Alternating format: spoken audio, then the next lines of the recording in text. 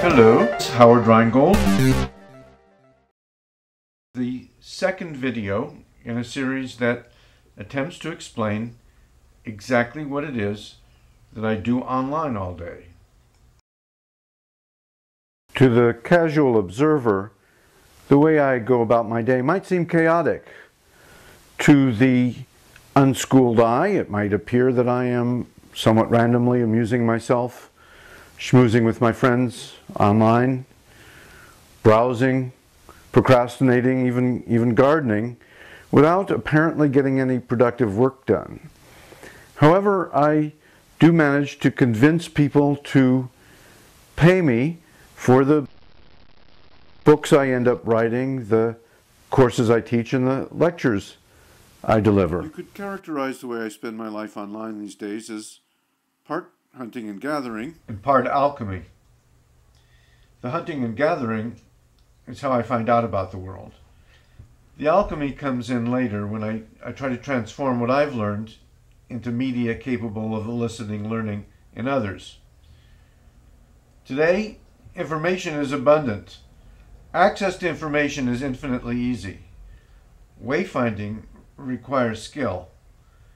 Finding the information that matters and knowing why it matters in the unordered flow is probably the most important task and skill in my life. I usually start the hunting and gathering part of my day by reading blogs. Many blogs. For me, reading blogs is the first level of filtering, the social filtering that enables me to keep up on topics of interest without spending all day at it. If I'm interested in deviant art, robotics, beekeeping, science fiction fandom, or pop culture, there is a blog on which someone obsessed with the subject feeds fresh links daily and explains why they matter. The problem with reading a lot of blogs is that it's time-consuming and multiplies overload. That's where RSS comes in. RSS is known as Really Simple Syndication. Sometimes it's called Rich Site Summary. But all you really need to know about it is that instead of frantically moving your attention around from blog to blog, you can arrange for all your favorite blogs and other information sources to send all their updates to one place that you can read very quickly, known as an aggregator or RSS reader. I use Bloglines, a free web-based RSS reader. I signed up at bloglines.com and I keep it open most of the day in a tab in my browser. In the pane on the left, I maintain a list of all the blogs I currently subscribe to. As you can see, I monitor over 100 at a time. The entries are live links. Next to the name of each blog is displayed the number of new posts to that blog since I last checked. Clicking on that link opens the new posts in the larger pane on the right. I can scroll through the posts very quickly, catching the titles and opening paragraphs. If a particular post catches my eye, I can click again and see the entire post on the original blog.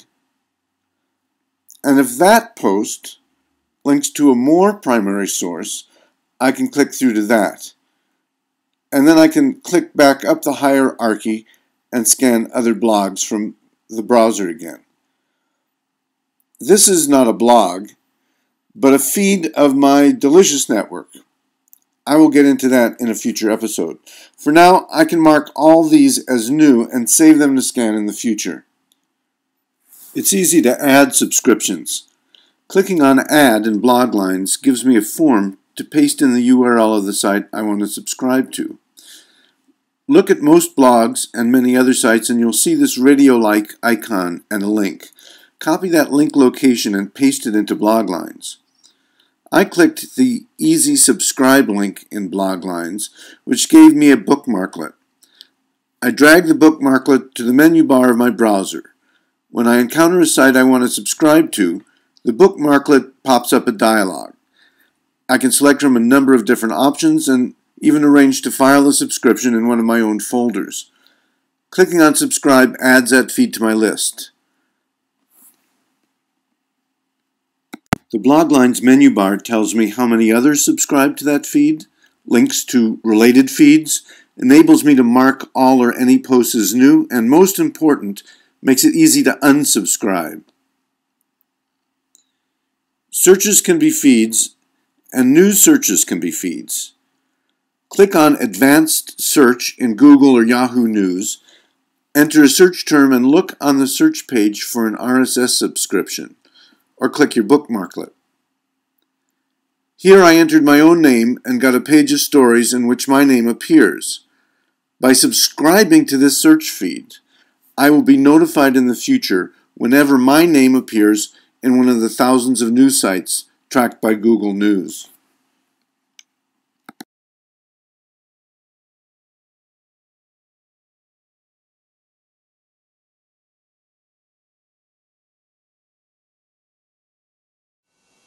I don't want to give the impression that I think that just surfing the web all day constitutes productive work, although it certainly is fun. I confess that browsing through information has always been fun. For me, going back to when I was a kid and I rode my bicycle down to the library. But of course, as one is educated, one learns that gathering information is just part of a process. There's got to be a way for you to reference it, to stash it, to somehow be able to remember it later when you are trying to produce something. So in my next episode, I'm going to show how I use social bookmarking services not only to save the information that I find, but to find other people who save information that is useful to me.